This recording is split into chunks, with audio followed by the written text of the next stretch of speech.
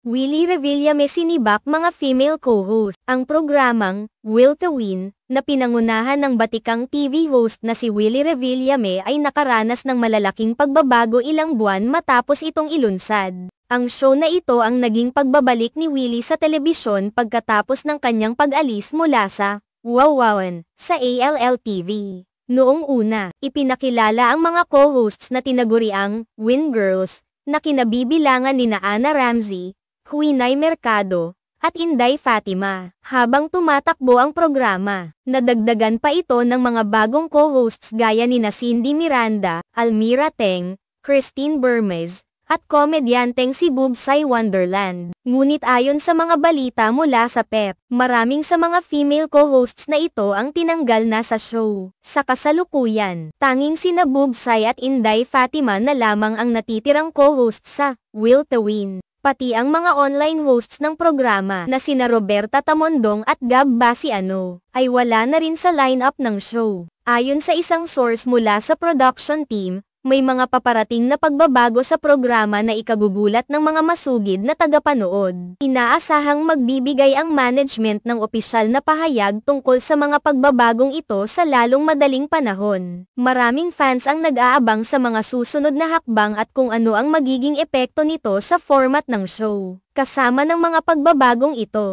naging usap-usapan din si Willie Revillame matapos niyang formal na pasukin ang mundo ng politika. Nag-file siya ng kanyang Certificate of Candidacy para sa pagkasenador. Sa kabila ng kanyang popularidad sa telebisyon, nakatanggap siya ng iba't ibang reaksyon mula sa publiko. Lalo na nang tanungin siya tungkol sa mga solusyon na naiisip niya para sa mga pangunahing problema ng bansa. Aminado si Willie na wala pa siyang konkretong plano sa ngayon dahil kasalukuyan pa lamang siyang kandidato. Sinabi niyang haharapin niya ang mga isyu at hamon kapag siya ay nanalo na. Maraming tao ang nag-aabang sa kanyang mga susunod na hakbang at ang mga posibleng pagbabago sa kanyang mga pananaw at programa sa telebisyon.